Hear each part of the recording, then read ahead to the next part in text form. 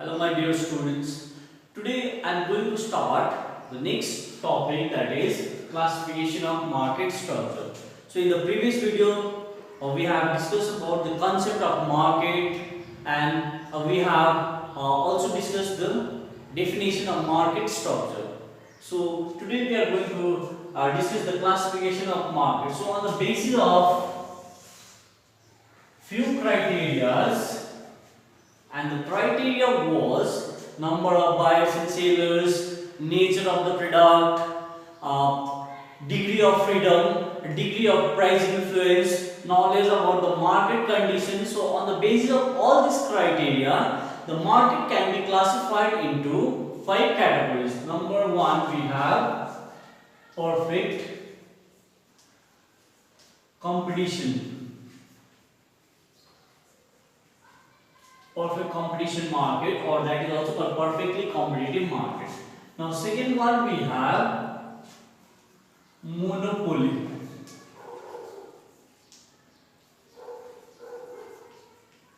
Monopoly market.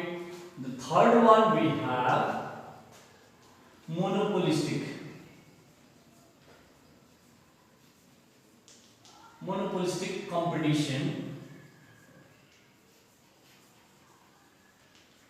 Monopolistic competition. Next one, we have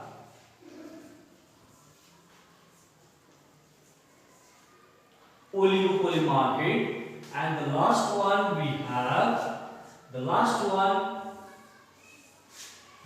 monopoly.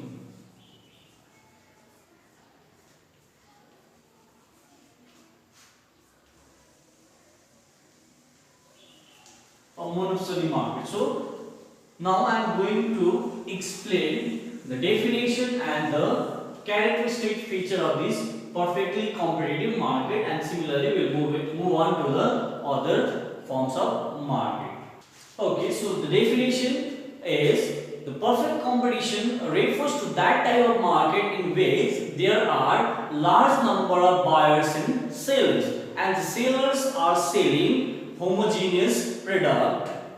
Okay, so here the number of buyers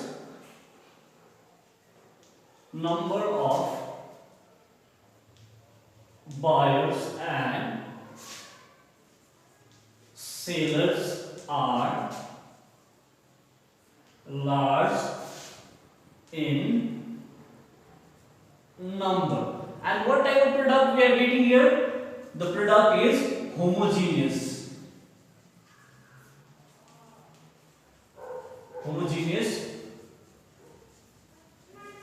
Product, and the number of buyers and sellers are in such a large number that single buyer or single seller does not influence the market price, or single buyer or seller cannot influence the market price. So this is the definition. Now we will move it to the features or characteristics of that perfectly competitive market. Next we have features of perfect competition. So market is said to be perfectly competitive when it satisfies the following features. So the first features of this perfectly competitive market is large number of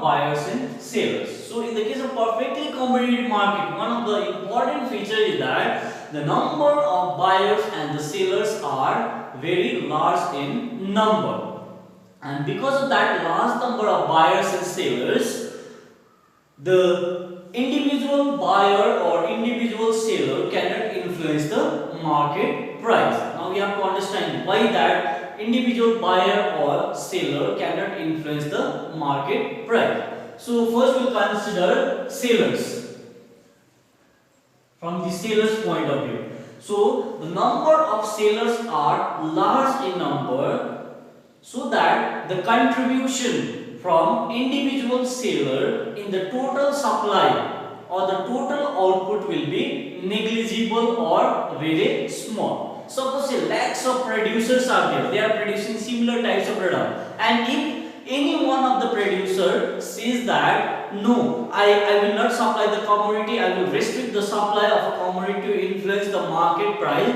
then that is not possible, because the supply of commodity from individual producer will be negligible in the terms of total supply of commodity in the market. So single seller cannot influence the market price. Similarly, single buyer cannot also influence the market price, because the number of buyers are very large number, and if any one of the buyers says that I want this product less than the market price, suppose say the market price of that commodity is rupees 10, and if any one of the buyer is willing to get that product at rupees 8, then that is not possible. He or she will not get that product at this price.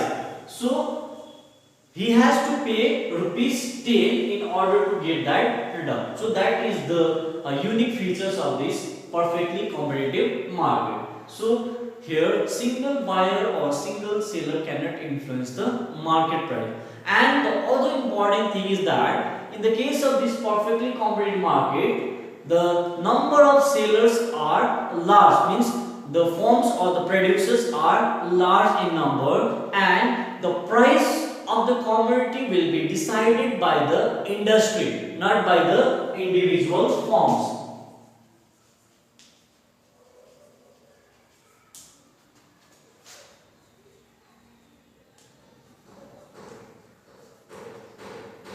Individual firm cannot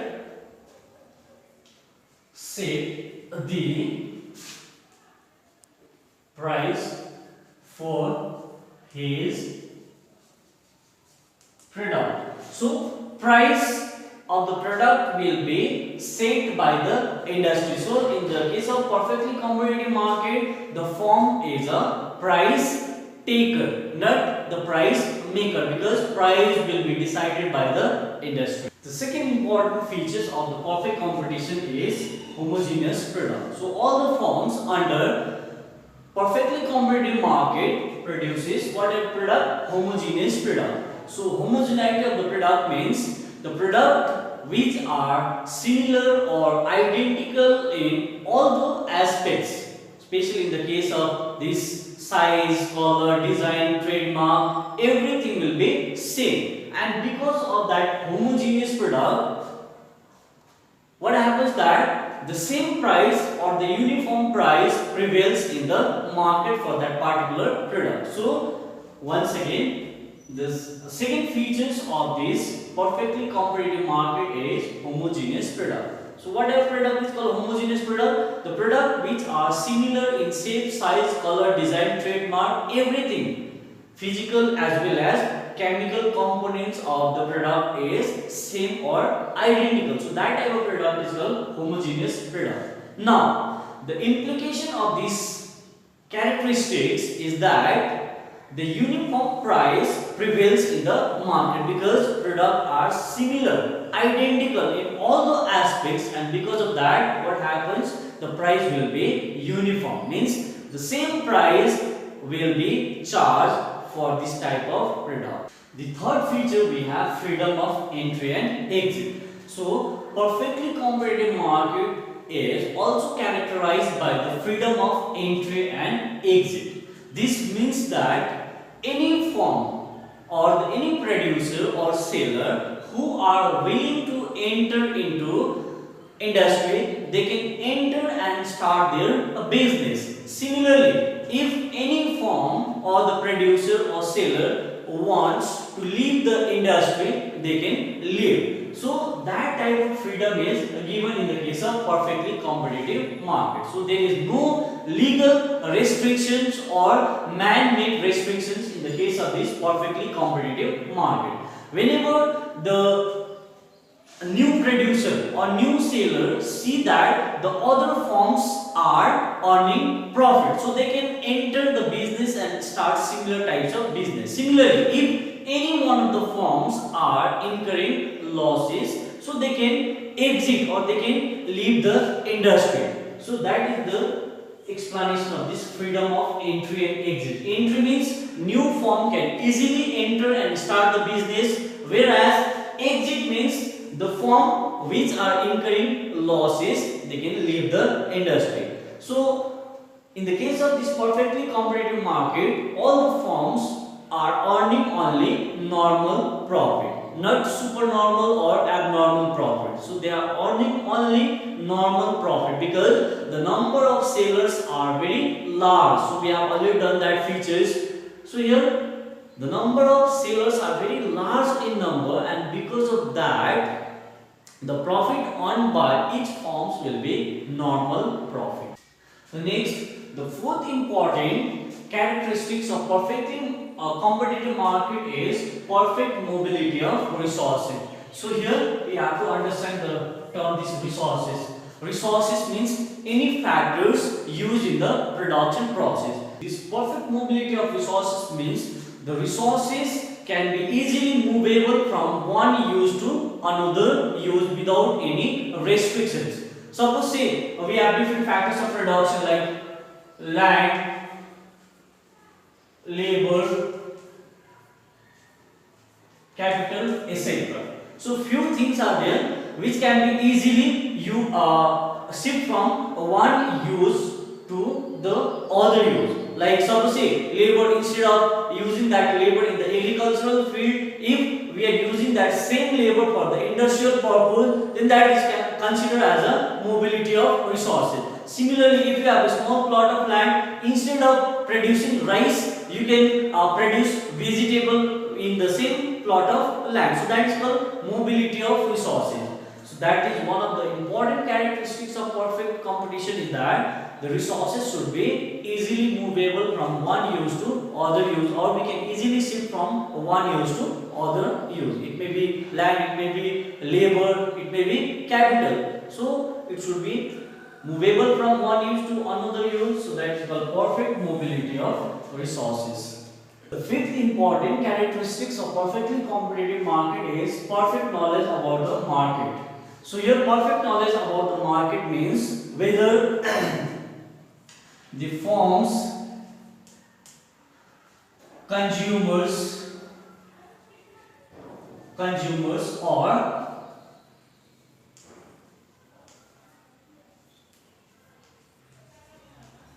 resource supplier or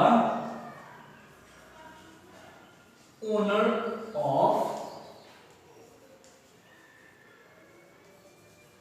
of resources are aware about the price prevailing in the market. So consumers as well as producers as well as resource supplier or the resources who are the owner of that resources, they all know about the prevailing price of the commodity in the market. So because of that, no one can sell.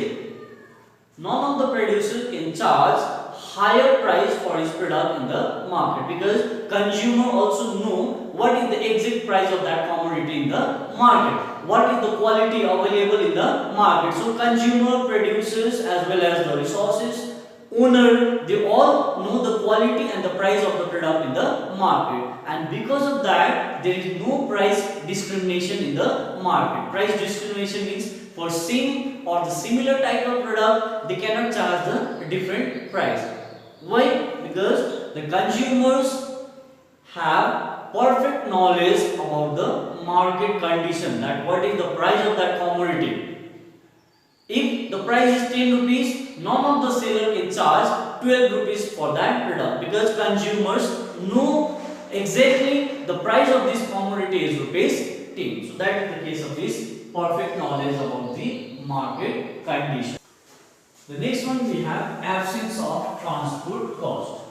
So another important features of perfectly competitive market is that there is no transport cost. That means the buyers and sellers of the product do not incur, or they are not incurring any cost of transportation. So this assumption is important for maintaining the uniform price. If there would have different transportation costs, then the price for the identical product could have been different in the different markets. So here, in order to maintain the uniform prices throughout the market, this assumption is important, absence of transport cost. Otherwise, the similar product would have differed in their prices.